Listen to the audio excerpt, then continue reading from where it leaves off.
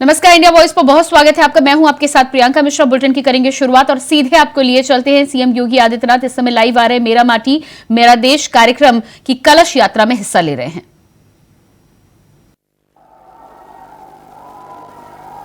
आजादी के अमृत महोत्सव कार्यक्रमों की श्रृंखला में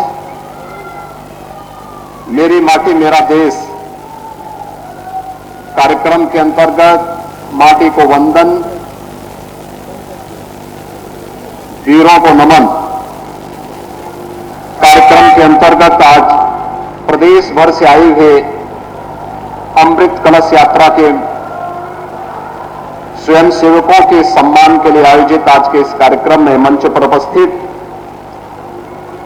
भारतीय जनता पार्टी के प्रदेश के अध्यक्ष और विधान परिषद के माननीय सदस्य चौधरी भूपेंद्र सिंह जी, प्रदेश सरकार में मेरे सहयोगी मंत्रीगण श्री जयवीर सिंह जी, श्री गिरीश चंद्र यादव जी, लखनऊ की महापौर श्रीमती सुषमा करकवाल जी, माननीय विधायक डॉक्टर नीरज वोरा जी, श्री अमरीश कुमार जी, श्रीमती जय देवी जी, विधान परिषद के माननीय सदस्यगण श्री मोहसिन रजा जी, रामचंद्र प्रधान जी, लालजी प्रसाद निर्मल जी, श्री बुक्कल नवाब जी, इंजीनियर अवनीश कुमार जी, प्रदेश के मुख्य सचिव श्री दुर्गा शंकर मिश्र जी, सलाहकार श्री अवनीश अवस्थी जी, प्रमुख सचिव पर्यटन व संस्कृति श्री मुकेश मिश्राम जी, प्रदेश शासन से जुड़े हुए सभी प्रशासनिक अधिकारीगण और प्रदेश भर से आए हुए सभी स्वयंसेवकगण और उपस्थित भाइयों बहनों, आज पावन शरद पूर्णिमा का अवसर है और देश को कालजयी रचना प्रभु श्री राम के जीवन चरित्र पर आधारित रामायण जैसा महाकाव्य देने वाले दुनिया का आदि काव्य रामायण के रचयिता महर्षि वाल्मीकि की पावन जयंती भी है। इस अवसर पर हम इस अमृत वाटिका में अमृत कलश यात्रियों से यात्रा आपके जुड़े हुए सभी स्वयंसेवकों का अभिनंदन कर रहे हैं। मैं प्रदेश भर से आई हुए आप सभी स्वयंसेवकों का, जिन्होंने प्रदेश के अलग अलग गांव, विकास खंडों, नगर निकायों से आकर के भारत के वीरों का वंदन करते हुए माटी को नमन किया है और इस कलश यात्रा के साथ आज आप दिल्ली के लिए कल प्रस्थान करेंगे। राजधानी लखनऊ में आगमन पर मैं आपका हृदय से स्वागत करता हूं, अभिनंदन करता हूं। भाइयों बहनों, हम सब जानते हैं कि पहली बार पूरा देश राष्ट्रीय आयोजनों में एकजुट होकर के कैसे उन आंदोलनों का हिस्सा बनता है, उस अभियान का हिस्सा बनता है। आजादी का अमृत महोत्सव उसका एक महत्वपूर्ण आयोजन रहा है। हम में से किसी भी व्यक्ति ने 1947 में जब 15 अगस्त को देश आजाद हुआ था वह दिन नहीं देखा होगा, या जिसने देखा होगा उसको स्मरण नहीं होगा। जिसको स्मरण भी होगा तो उन कार्यक्रमों में भागीदार नहीं बना होगा, क्योंकि एक ओर देश की आजादी थी, दूसरी ओर विभाजन की त्रासदी थी। लेकिन पहली बार हुआ जब हर घर तिरंगा के माध्यम से प्रधानमंत्री मोदी जी ने पूरे देश को आजादी के अमृत महोत्सव कार्यक्रम के साथ जोड़ने का एक अभिनव पहल की और सफलतम आयोजन के साथ भारत के हर घर में भारत के आन मान और शान का प्रतीक तिरंगा लहराता हुआ दिखाई दिया। इस अवसर पर भारत के सभी अमर शहीदों को स्मरण करने का एक अवसर भी अलग अलग कार्यक्रमों के माध्यम से प्रत्येक गांव, प्रत्येक नगर, प्रत्येक जनपद में स्मारकों को सुदृढ़ीकरण करने, उनके सुंदरीकरण करने, वहां पर नमन करने का एक अवसर भी हर भारतवासी के मन में, हर भारतवासी के साथ अमृत महोत्सव के कार्यक्रम ने जोड़ा। लेकिन अमृत महोत्सव के कार्यक्रम की शुरुआत आदरणीय प्रधानमंत्री जी ने साबरमती के तट पर 21 मार्च 2021 को जो प्रारंभ किया, 15 अगस्त 2023 को उसका एक विराट स्वरूप हम सबके सामने देखने को मिला। और अब गांव-गांव से, हर विकास खंड से, हर नगर निकाय से अमृत कलश में मातृभूमि के प्रति श्रद्धा और समर्पण का भाव व्यक्त करते हुए, कृतज्ञता का भाव व्यक्त करते हुए, एक ओर वीरों का नमन है, दूसरी ओर माटी का वंदन है। और इन सब को लेकर के अब एक कलश यात्री देश की राजधानी दिल्ली के लिए प्रस्थान किए हैं।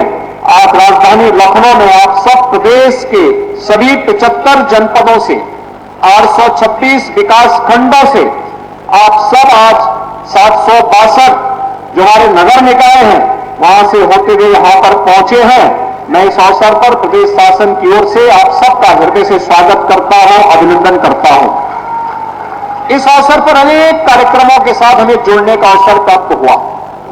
खासतौर पर चौरी चौरा शताब्दी महोत्सव का कार्यक्रम, काकोरी ट्रेन एक्शन का कार्यक्रम, बटेश्वर में सर्वदेव अटल बिहारी वाजपेयी जी की पावन जन्मभूमि के आयोजन से जुड़े हुए कार्यक्रम और अमर शहीदों के साथ उनके स्मारकों को भव्य स्वरूप देने के साथ साथ हुए अनेक कार्यक्रमों के साथ, न केवल परंपरागत कार्यक्रमों के साथ, कलाकारों के साथ, बल्कि आधुनिकतम कार्यक्रमों के साथ, तकनीक पर आधारित कार्यक्रमों के साथ, ड्रोन शो के कार्यक्रमों के साथ भी जोड़ने का अवसर आजादी के अमृत महोत्सव के इन सभी आयोजनों ने हमें दिया।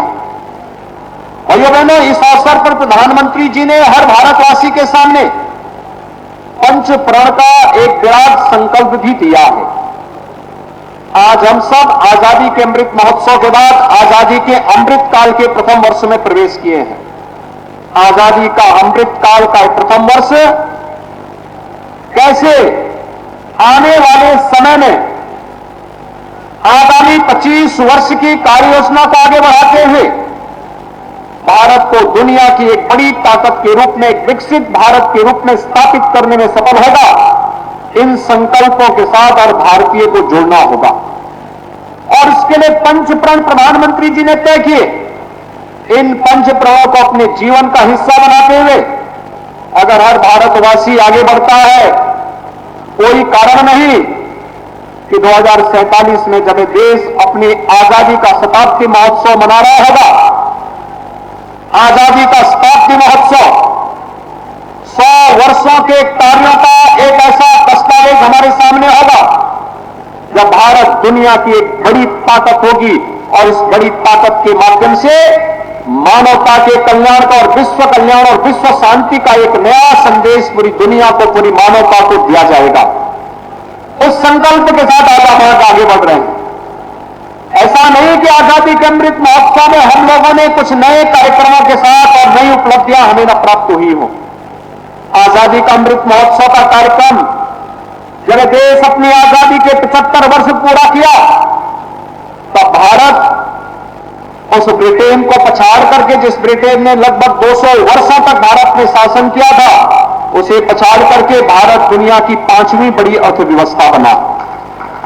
जब भारत अपनी आजादी का अमृत महोत्सव मना रहा था तब दुनिया के 20 बड़े देशों के वे समूह जिनका दुनिया में, दुनिया की अर्थव्यवस्था पर, दुनिया के ट्रेड पर, दुनिया की इकोनॉमी पर जिनका एकाधिकार है, G20 के समूह की अध्यक्षता करने का अवसर भी भारत को प्राप्त हुआ।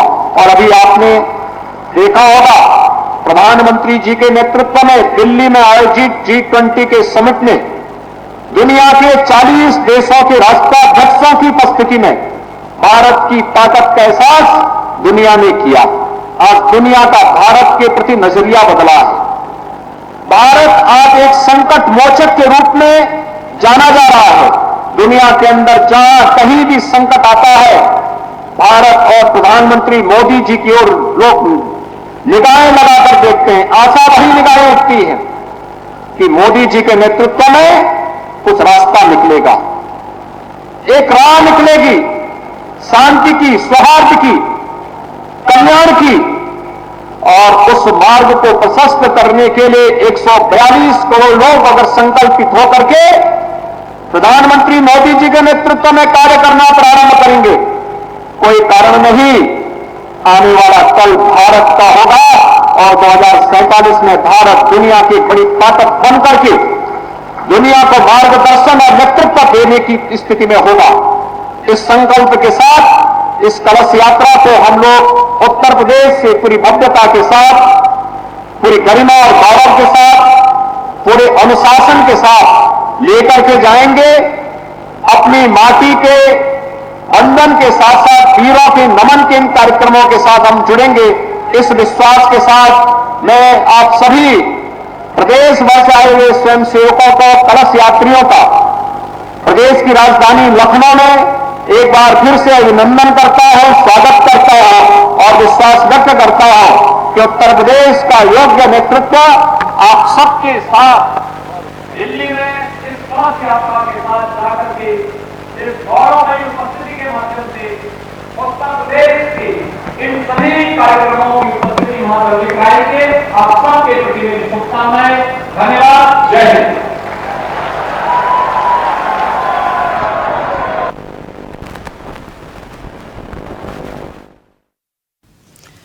तो ये थे मुख्यमंत्री योगी आदित्यनाथ लखनऊ से लाइव जनता को संबोधित कर रहे थे और उनका साफ तौर पर कहना था मेरी माटी मेरा देश कार्यक्रम की कलश यात्रा में शिरकत की थी। उनका कहना था कि जिस तरह से शहीदों को केंद्र सरकार और उत्तर प्रदेश की सरकार मिलकर नमन कर रही है, तमाम शहीदों को उनका सम्मान का दर्जा मिलेगा और कर्तव्य पथ पर ये माटी पहुंचाई जाएगी।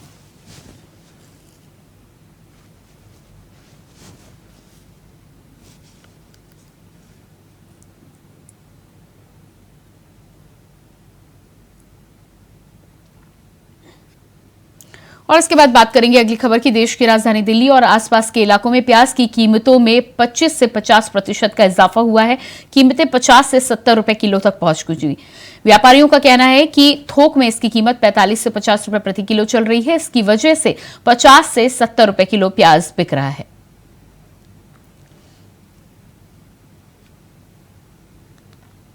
महंगा हुआ नवरात्रि साढ़े 4 को 50 रुपये अब शुरू हो गया 70 रुपये किलो हो गया।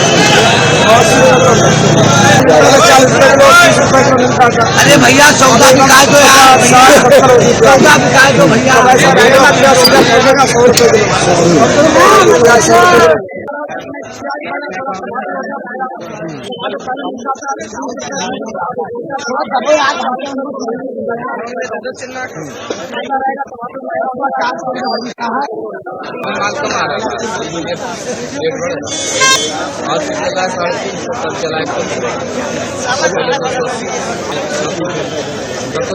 चला है, 160 भी चला है,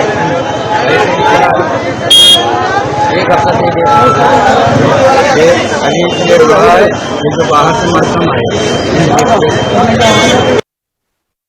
जो बेटियों को छेड़ेगा उसे हम नहीं छोड़ेंगे, कहना है यूपी के सीएम योगी आदित्यनाथ का। सीएम ने साफ कर दिया है कि प्रदेश में बेटियों की सुरक्षा ही उनकी पहली प्राथमिकता है। देखिए एक रिपोर्ट। उत्तर प्रदेश के मुख्यमंत्री योगी आदित्यनाथ ने एक बार फिर महिला सुरक्षा पर सख्त रुख अपनाया है और साथ ही बदमाशों को कड़ी चेतावनी देते हुए कहा कि यूपी में किसी भी बहन बेटी के साथ छेड़छाड़ करने वाले के खिलाफ सरकार सख्त कार्रवाई करेगी। अगर किसी ने ऐसा कुछ करने की कोशिश की तो उसे बड़ी कीमत चुकानी पड़ेगी। दरअसल बीते 26 अक्टूबर को सीएम योगी यूपी के बागपत पहुंचे थे, जहां उन्होंने 351 करोड़ की लागत से बनने वाली 311 जन कल्याणकारी विकास परियोजनाओं का लोकार्पण और शिलान्यास किया। इस दौरान सीएम योगी ने यहाँ एक जनसभा को संबोधित किया और सबका साथ सबका विकास नारे को दोहराया भी। जनसभा के दौरान सीएम योगी ने कानून व्यवस्था को लेकर उन्होंने कहा कि शिक्षा हमारी प्राथमिकता है। हम किसी बेटी की सुरक्षा के साथ किसी भी व्यक्ति को खिलवाड़ करने की छूट नहीं देंगे। किसी बहन बेटी की इज्जत के साथ खिलवाड़ करने की छूट नहीं देंगे और जो भी खिलवाड़ करेगा उसे उसकी कीमत चुकानी पड़ेगी। सुरक्षा हमारी प्राथमिकता है। किसी बेटी की सुरक्षा के साथ किसी उचक्के को खिलवाड़ करने की छूट नहीं देंगे। किसी बहन की इज्जत के साथ खिलवाड़ करने की छूट नहीं देंगे और जो भी खिलवाड़ करेगा उसकी कीमत चुकाएगा। किसी किसान की संपत्ति पर कोई जबरन कब्जा नहीं कर पाएगा, किसी व्यापारी का कोई जबरन उत्पीड़न नहीं कर पाएगा। जो करेगा उसकी कीमत ब्याज सहित उसको चुकानी पड़ेगी। किसी नौजवान के जीवन के साथ खिलवाड़ करने की छूट भी किसी को नहीं होगी। जो करेगा तो जीवन भर पछताएगा भी, क्योंकि ये युवा ऊर्जा से भरपूर है, प्रतिभा संपन्न है। इसकी ऊर्जा और इसकी प्रतिभा का लाभ हमें प्रदेश और देश के विकास में लेना है। इसलिए उस युवा को अवसर मिलने चाहिए।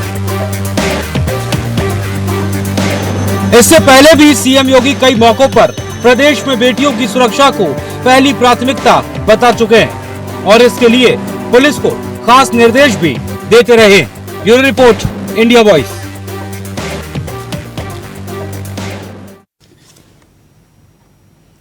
28-29 अक्टूबर के बीच में रात में साल का दूसरा और अंतिम चंद्र ग्रहण लगने जा रहा है। आज शरद पूर्णिमा भी है। शरद पूर्णिमा की रात में चंद्र ग्रहण लगेगा।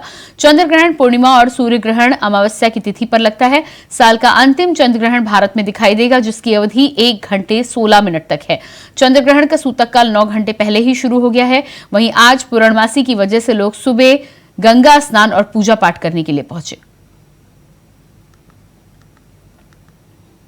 देखिए, सायंकाल 4:04 पर यह वेद माने सूतक लग जाएगा।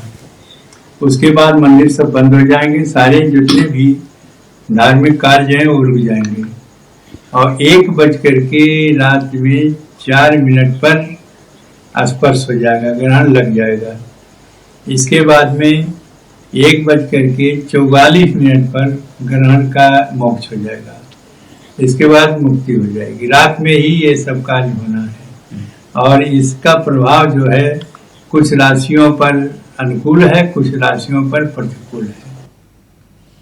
अलीगढ़ में पशु व्यापारियों पर बाइक सवार 4 बदमाशों ने फायरिंग कर दी, जिसके बाद बदमाशों ने व्यापारियों से 35,000 की नकदी लूट ली। जिसके साथ ही बदमाशों ने दोनों व्यवसायियों को लाठी डंडों से पीटकर घायल कर दिया। सूचना मिलते ही पुलिस मौके पर पहुंची। पुलिस ने दोनों घायल व्यापारियों को उपचार के लिए जिला अस्पताल में भर्ती कराया। फिलहाल पुलिस बदमाशों की तलाश कर रही है। घटना अतरौली थाना इलाके की गांव कुंजलपुर की बताई जा रही है।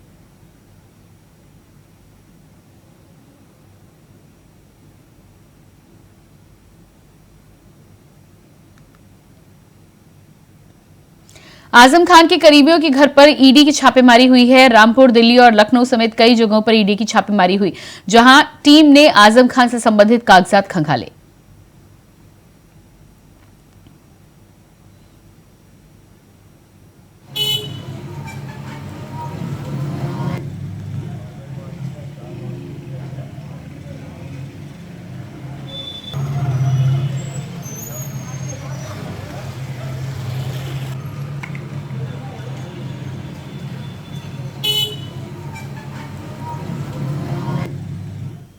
और इसी के साथ फिलहाल इस बुलेटिन में इतना ही। खबरों के लिए बने रहिए इंडिया वॉइस के साथ। नमस्कार।